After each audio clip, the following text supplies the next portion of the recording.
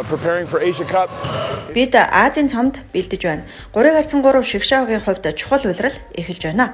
Манай эрэгтэйчүүд болон эмэгтэйчүүдийн баг Азийн цомын тэмцээнээр өнгөрсөн жил Монголд тоглоод хүрэл медаль авч байсан.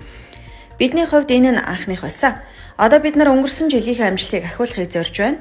Манай эрэгтэй болон эмэгтэй багийн бэлтгэл сайн байгаа учраас тэд сайн тоглож хүчтэй өрсөлдөгчд болж чадна гэж итгэж байна. Тэд Монгол улсад төлөөлж байгаадаа бахархаж байгаа нь гарцаагүй юм а. Энэ улирлаа тэд эх 6 дугаар сард болох дэлхийн аврах шалгаруулах тэмцээнд орно гэсэн зорилготойгоор эхлүүлж байна. 3x3 шигшаагийн хувьд чухал улирал бөгөөд энэ амралтын өдрүүдээр Азийн цомын тэмцээнээр эхэлж байгаа юм. 2 жилийн өмнө Австралийн багтай хийсэн тоглолт өнгөрсөн жил өсвөрийн баг хүрэл медаль авсан явдал гээд Монголын эрэгтэй шигшаа баг жил бүр маш сайн өрсөлдөгч гэдгээ харуулсаар байгаа юм. Энэ талаарч бид ярилцсан. Энэ удаагийн тэмцээн мөн адил амаргүй байх болно. Гэхдээ бид өөрсдөө дахин баталж бүхий л ур чадвар шансаагаа шавхснаар үр дүн нь сайн байх болно гэдэгт итгэлтэй байна.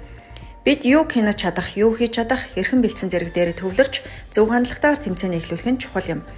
Монгол бол миний хувьд маш онцгой газар юм а. Энд сүүлийн 3 жил Улаанбаатар багт тоглож дасгалжуулагчаар ажиллаж байна. Дасгалжуулагчаар ажиллах нь миний хувьд нэр төрийн хэрэг бөгөөд тоглогчид маань гайхалтай хүмүүс маш шаргуу ажилдаг, хамт ажиллахад таатай байдаг.